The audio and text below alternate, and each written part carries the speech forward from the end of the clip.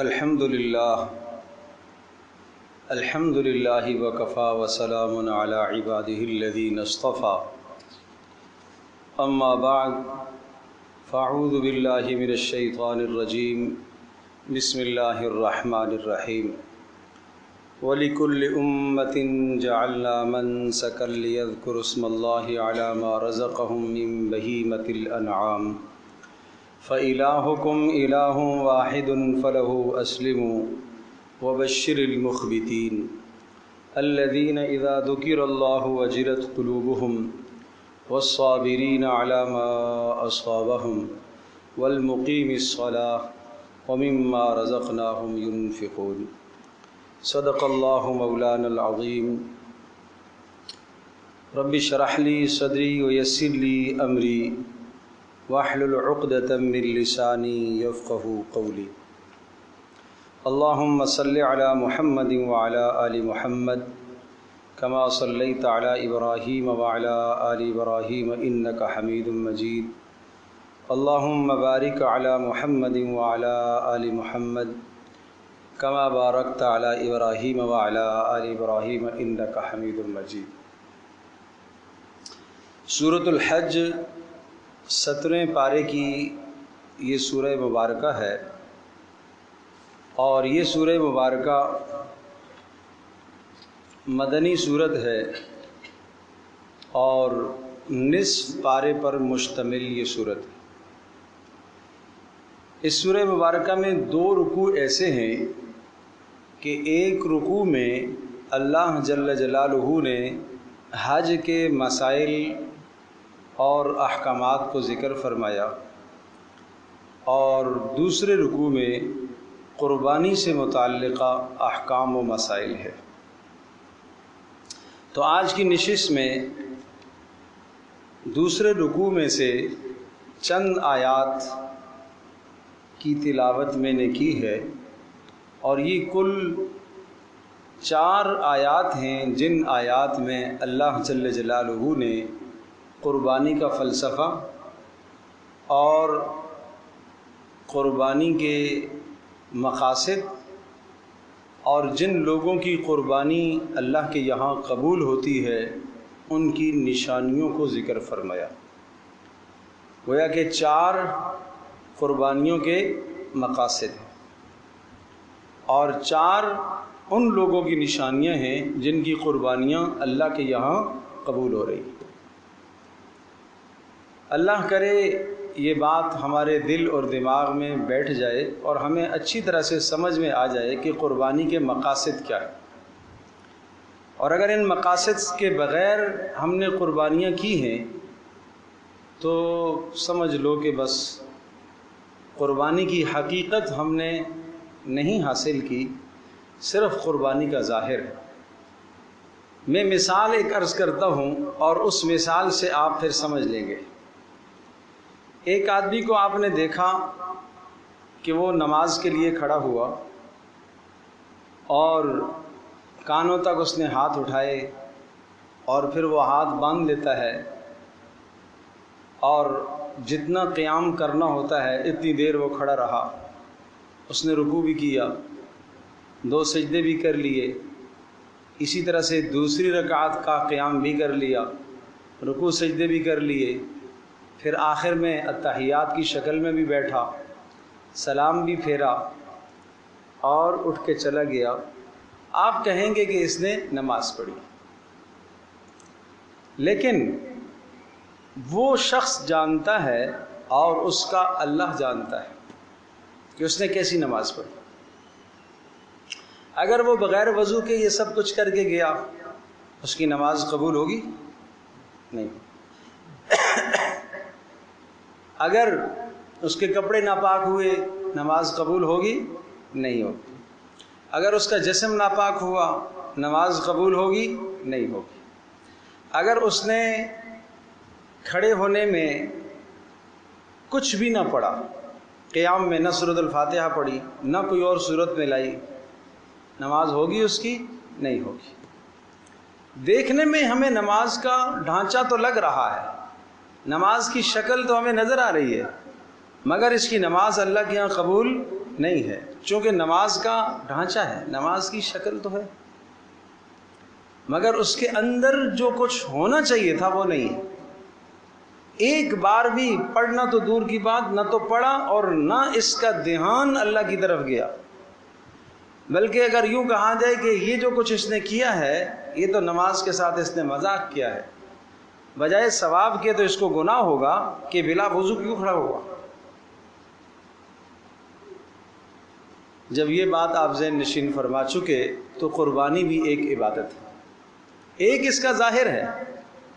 ہم منڈی گئے اور منڈی سے ہم نے جانور خریدا اور خرید کر اس کو گھر لے آئے، چارہ کھلایا، 4 6 8 دن، ہفتہ 10 دن اس کی خدمت کی، اور 10 ذی الحجہ کو ہم نے اسے ذبح کر دیا عید کی نماز پڑھ کر، پھر اسے ذبح کر لیا، اس کے گوشت کے 3 حصے بھی کر دیے، تقسیم بھی کرا دیا، لیکن نہ تو قربانی کا مقصد پتہ تھا، نہ قربانی کے شرائط سے واقفیت تھی، نہ قربانی کے مسائل پتہ تھے، نہ قربانی کے آداب پتہ تھے، تو اس قربانی کی مثال ایسے ہی ہو گئی جیسے اس آدمی کی نماز، اس لیے کہ اس نماز کی حقیقت نہیں، شکل تو ہے، ظاہر تو ہے، مگر حقیقت نہیں۔ بالکل اسی طرح سے آج ہماری قربانیوں کی ظاہر اور شکل اور ڈھانچہ تو قربانیوں کا ہے، لیکن ہماری قربانیاں روح سے خالی ہیں، اور ہر عمل کے اندر ایک اس کا ظاہر ہوتا ہے اور ایک اندر اس کی روح ہوتی ہے۔ انسان کا ظاہر ایک ڈھانچہ اس کا جسم ہے اور دوسرا اس کے اندر اس کی روح ہے۔ اسی طرح سے قربانی کا ایک ظاہر ہے جو ہمیں نظر آتا ہے، اور ایک اس کی روح ہے، اس کے مقاصد ہیں۔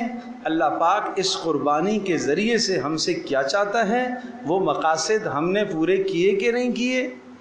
اگر وہ مقاصد ہم نے پورے نہیں کیے تو قربانی کیسے ہوگی؟ تو میں تو کئی دنوں سے یہ باتیں کہہ رہا ہوں اور بیان کر رہا ہوں، اللہ کرے دل و دماغ میں اتر جائیں، لیکن چونکہ آج کل ابھی بھی آپ دیکھیں جگہ جگہ جانور خرید کے لائے گئے، جانوروں کے پاس بیٹھ کر 2 2 3 3 4 4 گھنٹے بیٹھ کر گفت و شنید ہو رہی ہے، مگر مسائل سیکھنا، جاننا، مقصد قربانی کا سمجھنا، اس کی کسی کو بھی توفیق نہیں ہوئی۔ آج دن کو یہی مقاصد ایک مجمع میں میں نے بیان کیے، تو وہاں کچھ احباب مجھے کہنے لگے کہ مولوی صاحب ہم نے تو جتنی بھی قربانیاں کی ہیں یہ مقاصد تو آج زندگی میں ہم نے پہلی بار سنے، اور ان مقاصد سے ہماری قربانیاں خالی تھیں، اب کیا ہوگا؟ تو چی حالت ہے، قیامت کے دن یہ عذر تو نہیں ہوگا کہ مجھے نہیں پتہ تھا، نہیں پتہ تھا تو کیوں نہیں سیکھا آپ نے۔ تو آئیے اس مختصر نشست میں، وقت اتنا ہے نہیں، مختصر نشست میں کوشش کروں گا کہ 4 قربانیوں کے مقاصد اور قبولیت کی 4 شرائط میں آپ کے سامنے ذکر کروں۔ اللہ کرے ان مقاصد کے مطابق ہم قربانیاں کریں۔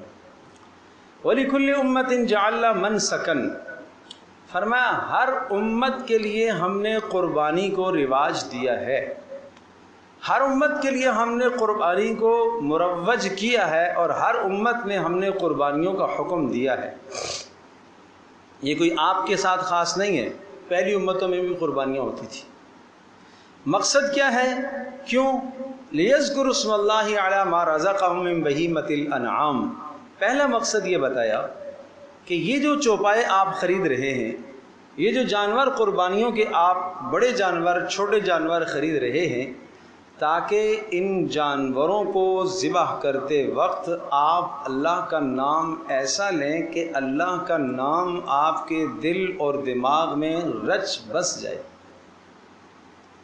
یاد اللہ کی آ جائے۔ جس چیز سے آدمی کو محبت ہوتی ہے نا، ہر وقت اس کا ذکر آتا ہے زبان پر، یہاں تک کہ خواب میں بھی آدمی اسی کا ذکر کرتا ہے۔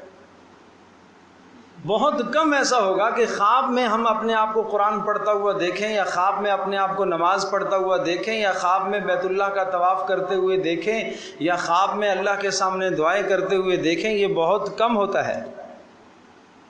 کیوں؟ جو کام انسان کثرت سے دن کو کرتا ہے وہی خوابوں میں آتا ہے۔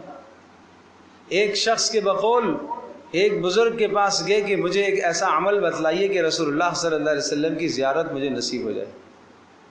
انہوں نے کہا ٹھیک ہے، کل شام کو آپ آ جانا، رات کو میں آپ کو عمل بتاؤں گا، رات آپ نے میرے پاس رہنا ہے اور رات کا کھانا بھی آپ نے میرے پاس کھانا ہے۔ ٹھیک ہے جی۔ یہ شاگرد اپنے استاذ کے پاس خوشی خوشی پہنچ گئے کہ آج مجھے ایک عمل بتلایا جائے گا، پیارے نبی صلی اللہ علیہ وسلم کی خواب میں زیارت ہوگی۔ رات کو انہوں نے ضیافت کا اہتمام کیا اور ضیافت میں انہوں نے مچھلی تلوائی، خوب مسالے ڈالے اس میں، اور یہ منع کر دیا کہ کھانے کے دوران پانی نہیں پینا ہے اور بعد میں بھی نہیں پینا ہے، اگر پانی پیا تو زیارت نہیں ہوگی۔ تو اس زیارت کے شوق میں وہ اللہ کا بندہ پیاسا سویا، اور رات کو اس کو بار بار پیاس لگی، مگر وہی بات یاد تھی کہ پانی نہیں پینا ہے۔ اب جب اس کو آنکھ لگے، پھر تھوڑی دیر بعد آنکھ کھل جائے، پھر کوئی خواب آئے، پھر کھل جائے۔ صبح پوچھا استاذ نے کہ آپ کو خواب میں زیارت ہوئی؟ کہا نہیں۔ کہا آپ نے تو کہا تھا کہ زیارت ہوگی۔ کہا کیا دیکھا تم نے خواب میں؟ کہا میں تو خواب میں دیکھ رہا تھا کہ سمندر ہے، اس میں نہا رہا ہوں، ٹھنڈے پانی کا چشمہ ہے، اس سے پانی پی رہا ہوں، برف ہے وہاں ہوں، اس طرح کے مناظر میں نے دیکھے۔ تو فرمایا یہ اس طرح کے مناظر اس لیے آئے کہ آپ کو پانی کی طلب تھی، شدید پیاس تھی، پانی کی طلب تھی، وہی آپ کو خواب میں آیا۔ تو اگر رسول اللہ صلی اللہ علیہ وسلم کی آپ کو طلب ہوگی تو وہ خواب میں خود ہی آ جائے گی، کوئی عمل نہیں ہے۔ اگر آپ سنت کی اتباع کریں گے، دن رات چلتے پھرتے اٹھتے بیٹھتے ہر وقت محمد رسول اللہ صلی اللہ علیہ وسلم کا خیال آپ کریں گے تو آپ کو خواب میں وہ آئیں گے۔ جس آدمی کو آپ ہم وقت سوچتے ہو، دن کو رات کو ہر وقت اسی کو سوچتے ہو، وہ خوابوں میں آتا ہے۔ تو یوں اللہ کا نام رچ بس جائے کہ آپ سوتے میں بھی اللہ کا نام لے رہے ہو، جاگتے میں بھی اللہ کا نام لے رہے ہو، اور اتنا طویل اللہ کا نام اس طرح سے آپ کو ہو جائے، ایسا ہو جائے کہ گھر سے نکلے تو اللہ کا نام، یہاں سے جانور خریدنے کے لیے منڈی جا رہے تو کیوں؟ اللہ کی رضا کے لیے قربانی کرنی ہے۔ گھر کے سربراہ کو آپ نے پیسے دینے ہیں، گھر کی خواتین نے لو بھائی یہ میرے سے پیسے لو، اور اللہ کی رضا کے لیے میرے لیے بھی جانور لے کے آنا۔ قربانی جانور خریدنے کے لیے، خریداری کے لیے پہنچ گئے منڈی میں، کس لیے خرید رہے ہیں؟ اللہ کی رضا کے لیے۔ داخل ہوتے وقت منڈی میں، منڈی داخل ہونے کی، بازار داخل ہونے کی دعا پڑھی ہے کہ نہیں پڑھی؟ عبادت ہے نا۔ اللہ کو یاد کیا کہ نہیں کیا؟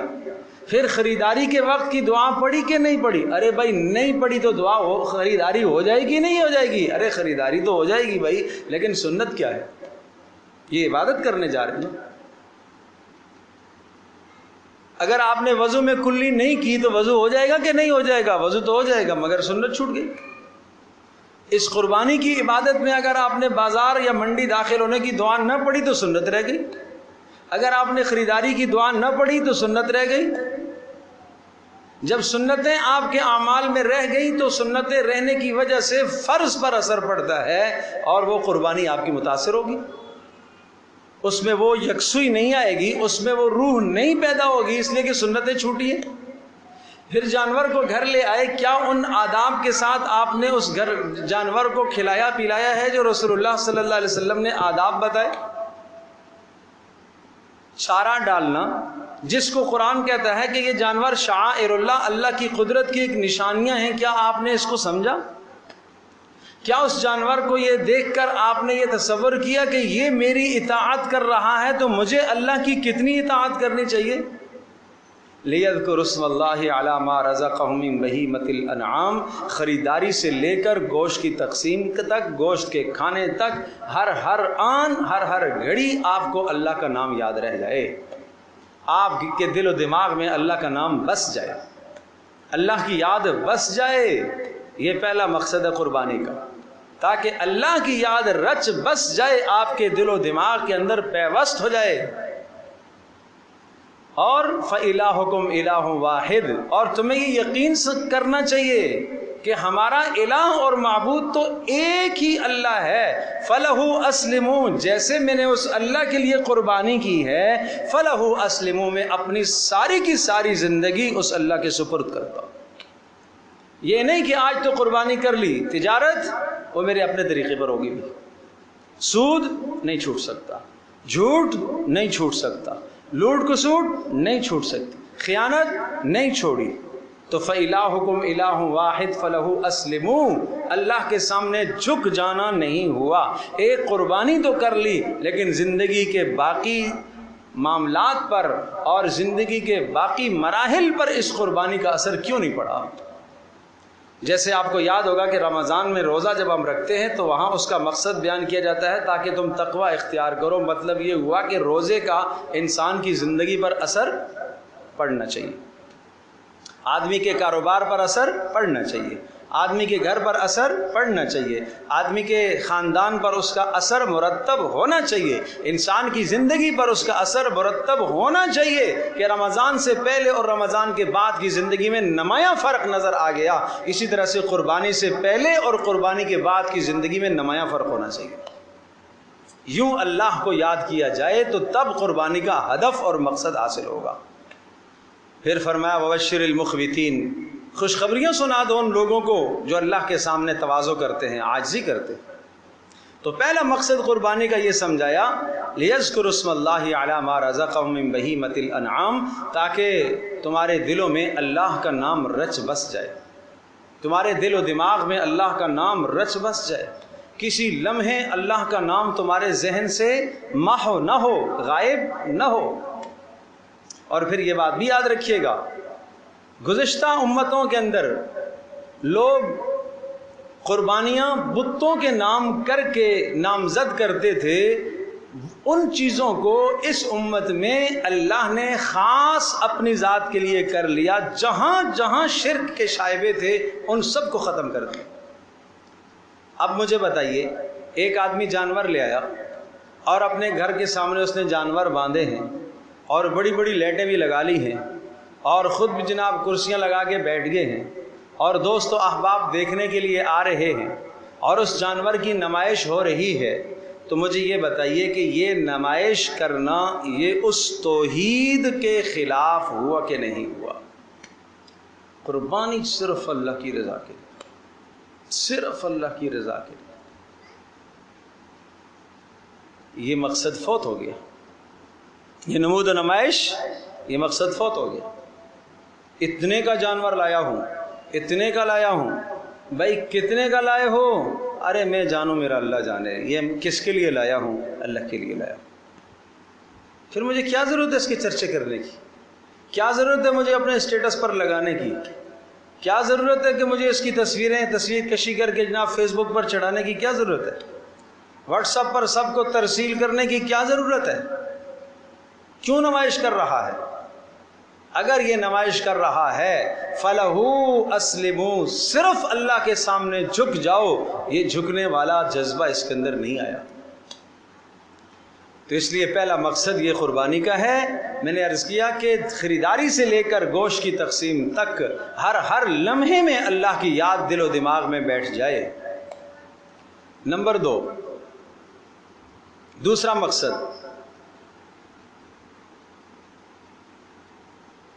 ارشاد فرمایا لعلکم تشکرون، تاکہ تم اللہ کا شکر ادا کرو۔ بلکہ اس دوسرے مقصد سے پہلے وہ 4 صفات عرض کر دیتا ہوں جن 4 صفات پر اللہ قربانی کو قبول کرتا ہے۔ نمبر 1، ان لوگوں کی قربانی قبول ہوگی اذا ذکر اللہ وجلت قلوبہم، جب ان کے سامنے اللہ کا نام آئے تو ان کا دل اللہ کے خوف سے کانپ جائے۔ جب ان کے سامنے اللہ کا نام آئے تو ان کا دل اللہ کی محبت سے مچل جائے۔ اللہ کا نام آئے، آنکھوں میں آنسو آ جائے، یہ کس کا نام لیا؟ یہ میرے اللہ کا نام، یہ میرے پیارے رب کا نام، یہ میرے پیارے اللہ کا نام ہے۔ یہ جانور کس کا؟ یہ میرے پیارے اللہ کے نام ہے، یہ میرے رب کے نام ہے۔ یہ میرے اللہ کا دیا ہوا مال اس اللہ کے نام پر اس اللہ کے حکم سے قربان کر رہا ہوں. یہ ہے وجلت قلوبہم. جانور کو دیکھے، جانور کو چارہ ڈالے اور اس کی گردن پر ہاتھ پھیرے، اندر اندر جی میں خوش ہو رہا ہو، اے اللہ تیرا شکر ہے، اے اللہ یہ تیرے نام پر، اے اللہ یہ تیرے نام پر، اے اللہ یہ اولاد کا بدل ہے، اے اللہ اگر تو اولاد کے ذبح کا حکم دیتا تو میں وہ بھی کرنے کے لیے تیار تھا، مگر تیرا احسان ہوا، تیرا کرم ہوا، تیرا فضل ہوا، تو نے اولاد سے حکم کو پھیر دیا جانور کی طرف. بار بار یہ تصور تو ہو. وجلت قلوبہم، اللہ کا نام آئے تو دل محبت سے مچل جائے، اللہ کا نام آئے دل خوف سے کانپ جائے. نمبر 2 والصابرین علی ما اصابہم، اور مصیبت جو آئے، تکلیف آئے، اس پر برداشت کر لے. کسی نے کچھ کہہ دیا، برداشت کر لے. قربانی کے موقع پر خرچ زیادہ ہو گیا، برداشت کر لے. کس لیے کیا ہے؟ اللہ کے لیے کیا ہے. کوئی بات نہیں، ہم اپنی 10 ضروریات کو، خواہشات کو پیچھے کر کے ایک بیوی کی ضرورت کو پورا کرنے کی کوشش کرتے ہیں، پیسے اس پر لگا دیتے ہیں. شادی کا موقع آیا، عزیزوں کی شادی آئی، سب کے گھر میں جوڑے بنائے، بچوں کے بھی، بیوی کے بھی، اپنے بھی، حالانکہ جوڑے بنانے کی استطاعت نہیں تھی مگر زبردستی کر کے جوڑے بنا لیے. اسی طرح سے اگر قربانی کی استطاعت اور گنجائش نہیں ہے، فرض ہے قربانی، تو اسے قربانی کرنی چاہیے اور لازمی کرنی ہے. اسے اتنا بڑا اجر کہ کیا ملے گا؟ کہا ہر بال پر نیکی ملے گی، ہر بال پر نیکی ملے گی. ہر آدمی کو چاہیے کہ وہ قربانی کے اندر اپنا حصہ شامل کرے. رسول اللہ صلی اللہ علیہ وسلم نے فرمایا کہ ان دنوں میں، ذی الحجہ کے دنوں میں، یعنی 10 ذی الحجہ، 11 ذی الحجہ، 12 ذی الحجہ، ان 3 دنوں میں اللہ کے نزدیک سب سے محبوب اور پسندیدہ عمل وہ جانور کا خون بہانا ہے. آپ نے 50,000 کی قربانی لے لی مثلا، مزید آپ کے پاس 25,000 روپے ہیں. اب دل آ رہا ہے کہ 25,000 روپے میں کسی کو صدقہ کر دوں، یعنی یہ 75,000 روپے آپ کو دینا ہے، اللہ کے نام پر دینا ہے. ایک آپ نے قربانی لے لی، مزید 25,000 روپے آپ کے پاس بچ گئے. ایک خیال یہ آتا ہے کہ یہ پیسے میرے پاس ہیں، عید والے دن، دوسرے دن میں یہ کسی کو دے دوں تاکہ وہ اپنی کوئی ضرورت پوری کر لے. فلاں بچی کی شادی ہے، اس کو دے دوں، فلاں بچے کی شادی ہے، اس کو دے دوں. لیکن حدیث یہ بتا رہی ہے کہ ان دنوں میں اگر تمہارے پاس پیسہ آ گیا تو سب سے بہتر صدقہ کیا ہے؟ قربانی کا. یہ جو لوگوں کو آج ایک بلا سوجی ہوئی ہے کہ اتنے بڑے جانوروں کو ذبح کرنے کی کیا ضرورت ہے، جناب کسی لڑکی کا جہیز بنا لیتے. بھائی اس لیے کہ رسول اللہ صلی اللہ تعالی علیہ وسلم نے از خود 100 اونٹ ذبح فرمائے ہیں ایک موقع پر. 100 اونٹ. آپ کے لیے ایک کافی نہیں تھا، 2 کافی نہیں تھے، 10 کافی نہیں تھے، 100 اونٹ آپ نے خود ذبح فرمائے ہیں. 100 اونٹ آپ نے قربان کیے. 100 اونٹوں کی قربانی کی، 63 کو آپ نے اپنے ہاتھوں سے ذبح فرمایا. تو یہ کیا سمجھایا کہ ان دنوں میں سب سے بڑھیا اور سب سے بلند ترین عمل وہ کیا ہے؟ قربانی کے جانور کا خون بہانا اللہ کی رضا کے لیے. تو اس لیے فرمایا قربانی ان کی قبول ہوگی، والصابرین علی ما اصابہم، جو صبر کرنے والے. نمبر 3 والمقیم الصلاۃ، جو نماز قائم کرنے والے ہیں ان کی قربانی قبول ہوگی. یہ کیسا قربانی کرنے والا ہے؟ چھری پھیرنے کے لیے آ گیا، فجر کی نماز ارے وہ تو نہیں پڑھی.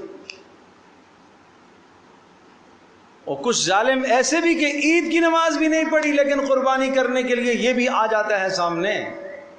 یہ کیسی قربانی؟ قرآن کہتا ہے والمقیم الصلاۃ، نماز کا قائم کرنے والا ہو اس سے اللہ قربانی قبول کرے گا، اس سے اللہ قربانی قبول کرے گا. اللہ اکبر. اور آج نمازوں کی لاپرواہی، یہ ساری رات جو جانوروں کے پاس بیٹھنے والے ہیں دوست و احباب، انہیں جا کے یہ پیغام دیا جائے کہ قربانی اس کی قبول ہوگی جو نماز کا پابند ہوگا. تم نے مغرب کی نماز چھوڑی ہے، عشاء کی نماز چھوڑی ہے، فجر کی نماز چھوڑی ہے، کس منہ سے اس جانور کی گردن پر چھریاں چلاؤ گے؟ اس لیے کہ زبان حال سے وہ جانور کہے گا میری گردن پر تو چھری چلی ہے لیکن تمہاری نیند پر تو چھری نہیں چلی. تو نے تو اپنی نیند کو بھی قربان نہیں کیا، تو نے تو اپنی خواہش کو بھی قربان نہیں کیا. اور ایک جواب ہماری زبان پر بڑا آسان آ جاتا ہے، اللہ کوئی میری قربانیوں کا بھوکا ہے؟ اللہ کوئی میری نماز کا بھوکا ہے؟ اللہ کو کوئی میری نماز کی ضرورت ہے؟ یہ کیسی ظالمانہ باتیں کرتے ہو، یہ کس قدر نا انصافی کی باتیں کرتے ہو، یہ نازیبا گفتگو ہے، یہ اللہ کو ناپسند گفتگو ہے۔ پیارے پیغمبر صلی اللہ علیہ وسلم ساری رات قیام کر رہے ہیں، فرض نہیں چھوٹ رہا، اور فرض بیماری کی حالت میں ہیں۔ دو صحابہ کے کندھوں پر آپ علیہ الصلوۃ والسلام، پاؤں آپ کے زمین پر لڑکھڑا رہے، صحیح طرح سے جم نہیں پا رہے بیماری کی حالت میں، مگر آپ نماز کے لیے پہنچ رہے، نماز کے لیے آپ پہنچ رہے، کھڑے ہو کے نہیں تو بیٹھ کے نہیں تو لیٹ کے نہیں تو اشارے سے۔ آخری زبان کے الفاظ تھے السلام وما ملکت ایمانکم، نماز اور اپنے ماتحتوں کا خیال رکھنا، نماز کا خیال رکھنا، نماز کا خیال رکھنا۔ آج کتنا فیصد طبقہ ہے جو نماز کو چھوڑ بیٹھا ہے؟ کیسے قربانیاں قبول ہوگی؟ وہ قربانی کے فلسفے کو، مقصد کو کیسے پائیں گے؟ اور چوتھی صفت وَمِمَّا رَزَقْنَاهُمْ يُنْفِقُونَ، جو کچھ اللہ نے دیا ہے اس میں سے خرچ کرتا ہو۔ اللہ نے جو دیا ہے مال، اسے خرچ کرے، علم اسے خرچ کرے، صلاحیت اسے خرچ کرے، جان اسے خرچ کرے، طاقت اسے خرچ کرے، اقتدار اسے خرچ کرے۔ جو کچھ اللہ نے دیا ہے اس سب کچھ کو اللہ کے دین پر لگائے۔ یہ صفت اندر موجود ہے تو ایسوں کی قربانیاں اللہ کے یہاں قبول ہوتی ہیں۔ پھر 4 باتوں کو دہراتا ہوں جن کی قربانیاں قبول ہوتی ہیں۔ نمبر 1، جب اللہ کا نام آئے تو ان کے دل اللہ کے خوف سے کانپ اٹھے۔ نمبر 2، مصائب اور پریشانیوں اور تکالیف اور شدائد پر صبر کرنے والے ہوں۔ نمبر 3، نماز قائم کرنے والے ہوں۔ اور نمبر 4، اللہ کا جو کچھ دیا ہوا ہے، چاہے مال ہو، چاہے صلاحیت ہو، چاہے علم ہو، چاہے اقتدار ہو، چاہے جان ہو، سب کچھ اللہ کی راہ میں قربان کرنے کا جذبہ اندر موجود ہے۔ تو جس شخص میں یہ 4 صفات ہیں ان کی قربانیاں اللہ کے یہاں قبول ہوگی۔ اب آتے ہیں مقاصد کی طرف۔ ایک مقصد بیان کر چکا ہوں کہ ہر وقت اللہ کا نام تاکہ رہے، اور خریداری سے لے کر جانور کی ذبح تک، ذبح سے لے کر گوشت کی تقسیم تک، ہر وقت اللہ پاک کی ذات عالی کا نام دل میں موجود رہے۔ نمبر 2، وَالْبُدْنَ جَعَلْنَاهَا لَكُم مِّن شَعَائِرِ اللَّهِ، یہ بڑے قداور جانور بدنا، اونٹ کو کہتے ہیں۔ جَعَلْنَاهَا لَكُم، ان جانوروں کو ہم نے تمہارے نفع کے لیے بنایا ہے۔ اور مِن شَعَائِرِ اللَّهِ، یہ اللہ کی قدرت کی نشانیاں ہیں۔ بڑی اہم بات کہنے لگا ہوں، یہ اللہ کی قدرت کی نشانیاں ہیں۔ شعائر اللہ کس کو کہتے ہیں؟ جسے دیکھ کر اللہ یاد آئے۔ بیت اللہ شعائر اللہ ہے، قرآن کریم شعائر اللہ ہے، نبی شعائر اللہ ہے، صفا مروہ شعائر اللہ ہے، نماز شعائر اللہ ہے، اذان شعائر اللہ ہے۔ کہیں اذان ہوئی، آپ کو آواز آئی تو آپ کہیں گے یہ مسلمانوں کا محلہ ہے، یہی کہیں گے نا کہ اذان کی آواز آ رہی۔ جن چیزوں سے اسلام کا تشخص ظاہر ہو ان کو شعائر اللہ کہا جاتا ہے۔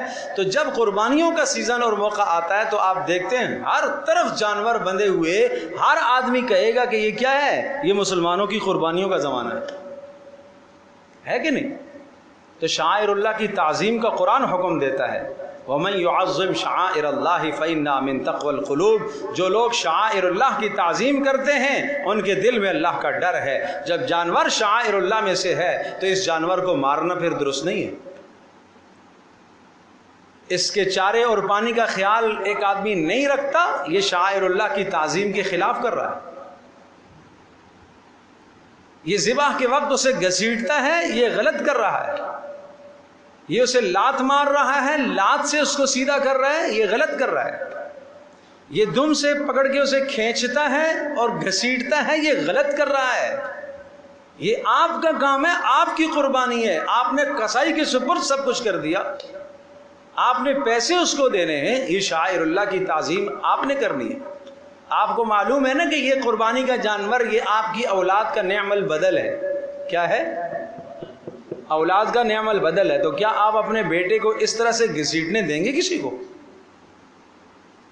اس طرح سے کسی کو لات کے ذریعے سے دھکا دینے دیں گے اس کو؟ تو پھر آپ کسائی کو کیوں اجازت دیتے ہیں؟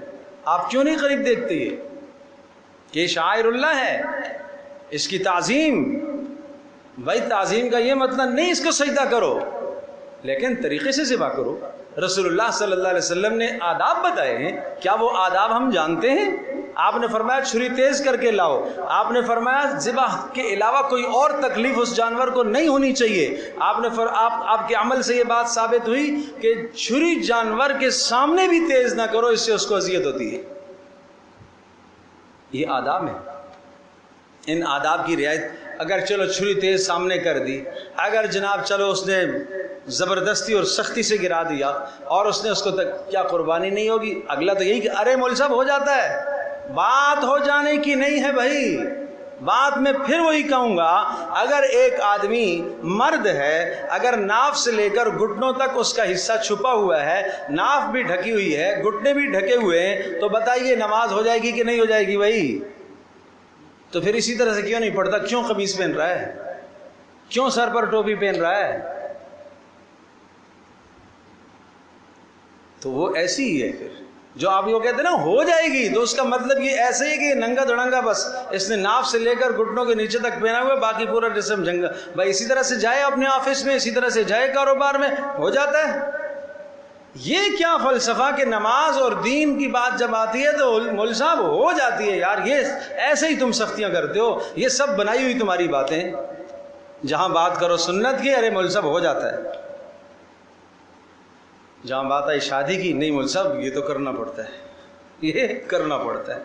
وہاں یہ بھی لوازمات چاہیے، وہاں اچھا جوڑا بھی چاہیے، اوپر سے واسکٹ بھی چاہیے، ایسے جوتے بھی چاہیے، ایسی ٹوپی بھی چاہیے، اور جناب بال بھی ایسے ہوں. اور پھر خواتین تو ماشاءاللہ پھر ایسا سوٹ ہونا چاہیے، پھر اس کا میچ ایسا ہونا چاہیے، پھر جوتے بھی میچ کے ہوں، پھر چوڑیاں بھی میچ کی ہوں، اور پھر دوپٹہ بھی میچ کا ہو.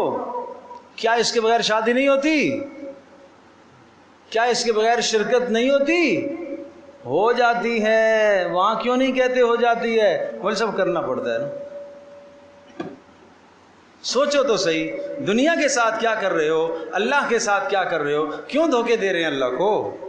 کیوں اللہ کو دھوکے دے رہے ہیں کہ ہو جاتا ہے؟ کیوں اللہ کو دھوکے دے رہے ہیں؟ یہ شیطان پٹیاں کیوں پڑھا رہا ہے؟ اور وہاں ظالم کیوں نہیں پٹی پڑھا رہا ہے کہ ہو جاتا ہے؟ وہاں شور کی گنجائش نہیں تھی نا، کہتی نا، گھر والی کہتی کہ ارے نہیں گنجائش ہے تو کوئی بات نہیں، پرانے کپڑوں میں چلی جاؤں گی نا، شادی میں شرکت تو ہو جائے گی. نہیں جی، کرنا پڑتا ہے، کرنا پڑتا ہے. تو اللہ کے لیے الگ معیار ہو گیا ہمارے، اور مخلوق کے لیے الگ ہو گیا. تو بات یہ عرض کر رہا تھا کہ ارشاد فرمایا کہ یہ شعائر اللہ ہیں، قربانی کے جانور. لکم فیہا خیر، ان جانوروں میں تمہارے لیے منافع ہیں، ان میں تمہارے لیے خیر ہے. کیا منافع ہیں ان میں تمہارے لیے؟ ان جانوروں کا گوشت تم ہی استعمال کرتے ہو، کھالیں بھی تمہارے کام کی ہیں، ہڈیاں بھی تمہارے کام میں آتی ہیں، اس کے سارے اجزاء تمہارے کام میں آتے ہیں. فاذکروا اسم اللہ علیہ صوافا، پھر خاص طور پر بڑے جانور یعنی اونٹ جب اس کو ذبح کرو، اس کو نہر کرنے کا حکم ہے. نہر کرنا ہے، اس کو کھڑے کر کے نہر کرو. فاذکروا اسم اللہ علیہ صوافا، آپ علیہ الصلوۃ والسلام نے بتلایا اونٹ کا ایک اگلے پاؤں میں سے ایک پاؤں باندھ کر کے 3 پر اسے کھڑا کیا جائے اور پھر اس کو نہر کیا جائے. یہ سنت طریقہ ہے، یہ ہے سنت طریقہ. یہاں تو ایک ہنگامہ لگ رہا ہوتا ہے، ایک میلہ لگ رہا ہوتا ہے. قصائیوں کو بھی نہیں معلوم کہ مسنون طریقہ اس کے نہر کا کیا ہے.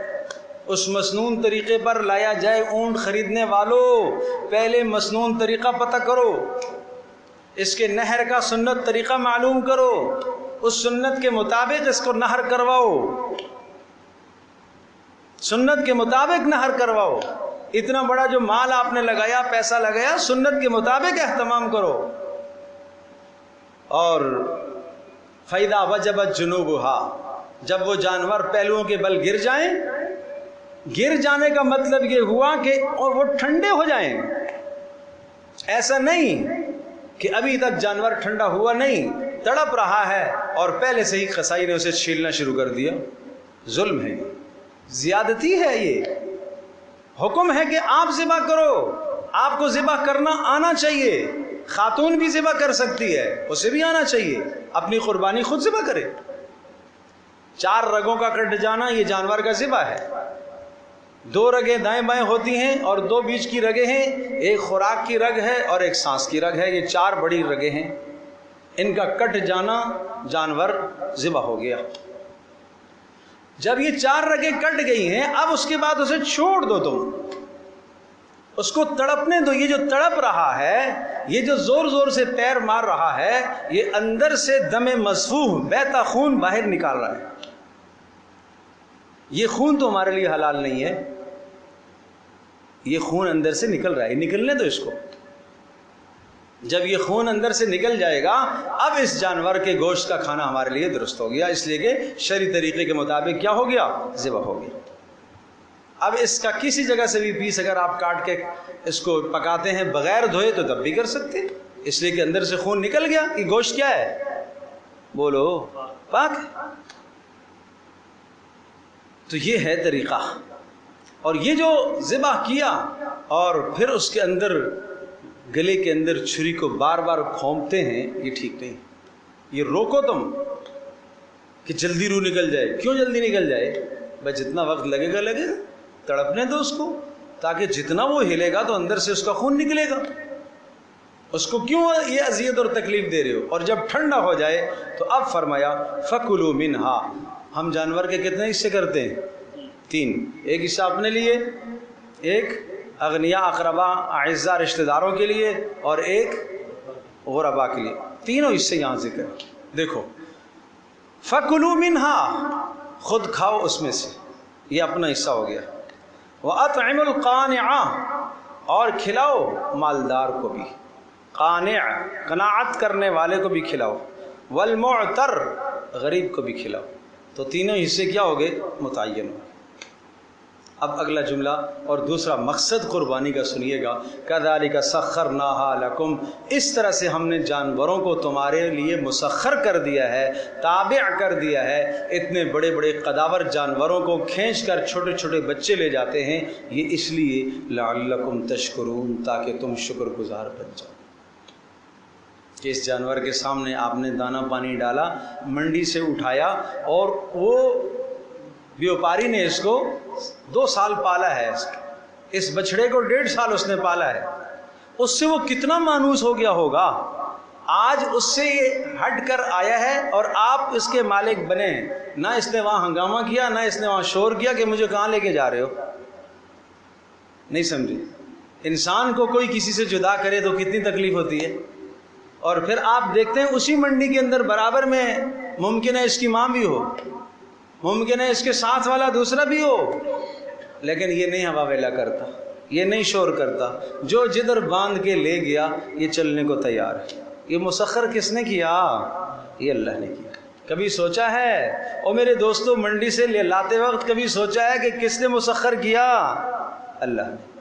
اگر وہ بگڑ جائے، وہ ایک ٹکر لگائے تمہیں، کیا ہو جائے گا آدمی کا؟ اور وہ کبھی کبھی اللہ پاک اسے بگاڑتا ہے اور پھر اللہ دکھاتا ہے کہ تم کیا ہو، تمہاری حیثیت کیا ہے ان جانوروں کے سامنے۔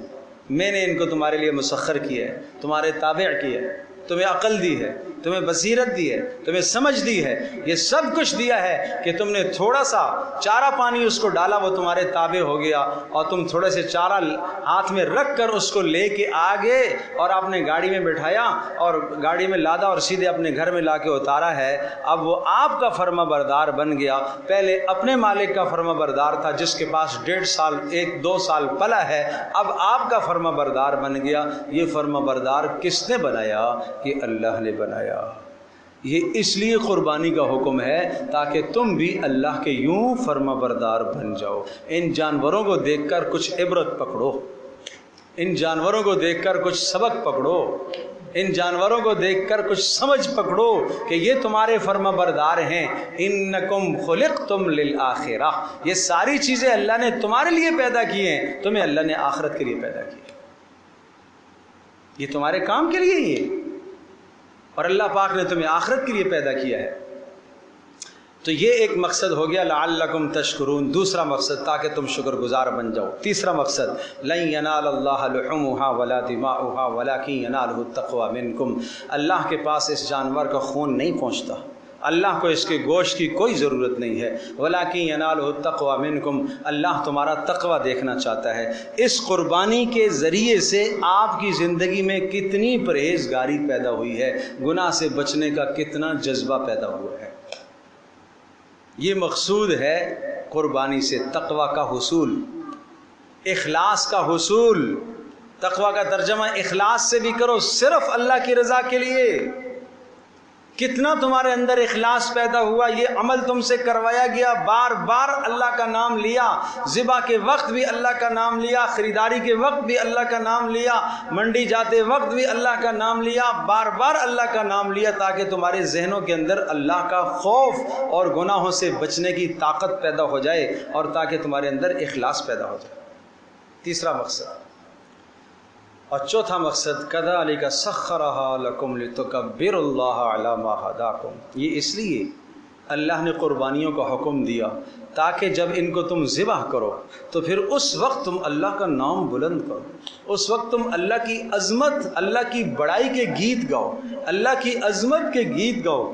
بسم اللہ اللہ اکبر، بسم اللہ اللہ اکبر، بسم اللہ اللہ اکبر، سب کی آواز، سب کی زبانوں سے بیک وقت یہ آواز نکلے، جو ذبح کر رہا وہ بھی، جس نے پیر پکڑے ہوئے وہ بھی، جس نے سر پکڑا ہوا وہ بھی، جس نے ٹانگیں پکڑے ہوئے وہ بھی، جس نے پیٹ دبایا ہوا جانور کا، سب کے ذمے ہے کہ وہ اللہ کی تکبیر کو بلند کریں، اللہ کے نام کو بلند کریں، پتہ چلے کہ یہ اللہ کے نام پر جانور ذبح ہو رہا ہے، اور اس موقع پر پھر ہم کہیں گے ارے اللہ جانتا ہے، چھوڑ لو بس۔ کیوں؟ کیا فرمایا؟ ایسے اللہ کی تکبیر بلند کرو، کما ہداکم، جیسے اللہ نے، علی ما ہداکم، جیسے اللہ نے تمہیں بتلایا ہے، جیسے اللہ نے تمہیں سکھایا ہے۔ آؤ محمد رسول اللہ صلی اللہ علیہ وسلم کی قربانی کیسی ہے؟ آپ ذبح کر کے اللہ اکبر، بسم اللہ اللہ اکبر پڑھتے ہیں، اور پھر کہتے ہیں اللہم تقبل منی کما تقبلت من خلیلک ابراہیم، اے اللہ مجھ سے ایسے قبول کر لے جیسے آپ نے اپنے خلیل ابراہیم علیہ السلام سے قربانی کو قبول فرمایا۔ کیا عجیب، ابراہیم علیہ السلام کی قربانی کو یادگار بنایا، ابراہیم علیہ السلام کی قربانی کو معیار بنایا، ابراہیم علیہ السلام کی قربانی کو معیار بنایا کہ اس طرح سے اے اللہ مجھ سے قبول کر لے جیسا تو نے ابراہیم علیہ السلام سے قبول کیا ہے۔ یہ کون کہہ رہا؟ محمد رسول اللہ صلی اللہ تعالی علیہ وسلم۔ اور یاد رکھیے گا، اگر آپ جانور کو خود ذبح کر رہے ہیں، آپ تکبیر پڑھیے گا، آپ کو خود ذبح کرنا چاہیے، اور باقی کام نہیں کر سکتے، کم از کم چھری خود پھیریے، اللہ کا نام اہتمام کے ساتھ لیجئے۔ اگر آپ نے چھری پھیری، کٹ لگ گیا، آپ کے ہاتھ سے کسائی نے لے لی، ذبح اس نے کیا، آپ نے ذبح نہیں کیا، صرف کٹ لگایا ذرا سا، باقی آپ کا ہاتھ تھرا رہا تھا، آپ نہیں کر پائے، کسائی نے آپ سے لے لی، یا چھری آپ سے چھوٹ گئی اور آپ نہیں کر پائے، اب کسائی نے کر لیا، اس نے تکبیر نہیں پڑھی، تو یہ درست نہیں ہے، یہ جائز نہیں ہے، یہ جائز نہیں ہے، کیونکہ حکم ہے قربانی کا، مقصد ہے لِتُكَبِّرُوا اللَّهَ عَلَى مَا هَدَاكُمْ، تاکہ تم تکبیر پڑھو، تاکہ تم تکبیر بلند کرو۔ اس لیے آپ علیہ السلام نے فرمایا فاطمہ آؤ اپنی قربانی کے پاس آ کے کھڑی ہو جاؤ، قربانی کے پاس کھڑی ہونے کا حکم دیا فاطمہ رضی اللہ تعالی عنہا کو۔ خواتین خانہ اپنی قربانیوں کو دیکھیں، مگر پردے کی رعایت کے ساتھ، پردے کی رعایت کے ساتھ، غیر محرم کے سامنے نہ آئیں، پردے کی رعایت کے ساتھ چھپ کے دیکھ لیں، اور جب جانور ذبح ہو رہا ہو تو یہ بھی تکبیر پڑھیں، بسم اللہ اللہ اکبر، یہ بھی پڑھیں، اللہ کا نام بلند ہو، تاکہ اللہ کی عظمت اور کبریائی تاکہ دل میں بیٹھے۔ فرمایا وبشر المحسنین، پھر مخلص جو لوگ ہیں ان کے لیے تو خوشخبریاں ہیں، جنہوں نے یہ سارے کام از اول تا آخر سب کچھ اللہ کی رضا کے لیے، کیا کہہ رہا ہوں سنیے گا، از اول تا آخر، جانور خریداری سے لے کر ذبح تک، ذبح سے لے کر تقسیم کرنے تک، سب کچھ کس کے لیے کیا ہو؟ اللہ کی رضا کے لیے کیا ہو۔ دوسرا جملہ سنیے گا، سب کچھ کیسا کیا ہو؟ رسول اللہ صلی اللہ علیہ وسلم کی ادا کے مطابق، اللہ کی رضا کے مطابق، پیارے رسول صلی اللہ علیہ وسلم کی ادا کے مطابق، آپ کی سنت کے مطابق، تو فرمایا پھر ایسوں کو خوشخبریاں دو، ایسوں کی قربانیاں اللہ کے ہاں قبول ہوں گی۔ اللہ تبارک و تعالی ہم سب کی قربانیاں اس طرح سے قبول فرمائے۔ وآخر دعوانا الحمدللہ رب العالمین۔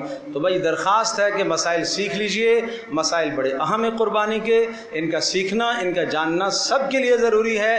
جانور خریداری کے مسائل بھی سیکھنا، جانور کے ذبح کے مسائل بھی سیکھنا، اور اسی طرح سے جناب گوشت کی تقسیم کار کے مسائل کا بھی سیکھنا۔ میں نے عرض کیا اللہ کی رضا کے لیے، محمد رسول اللہ کی ادا کے مطابق، یعنی آپ کی سنت کے مطابق۔ پھر دیکھو اس قربانی کے مقاصد کیسے حاصل ہوتے ہیں۔ اللہ پاک ہم سب کے لیے عمل کرنا آسان فرمائے۔ الحمد للہ رب العالمین والصلاة والسلام علی سید الانبیاء والمرسلین وعلی آلہ وصحبہ امتی اجمعین۔ اللہم ارحمنا بالقرآن العظیم واجعل لنا اماما ونورا وہدی ورحمہ۔ اللہم ذکرنا منہ ما نسینا وعلمنا منہ ما جہلنا وارزقنا تلاوته آناء اللیل واطراف النہار واجعلہ لنا حجۃ یا رب العالمین۔ وصلی اللہ تعالی علی خیر خلقہ محمد وسلم۔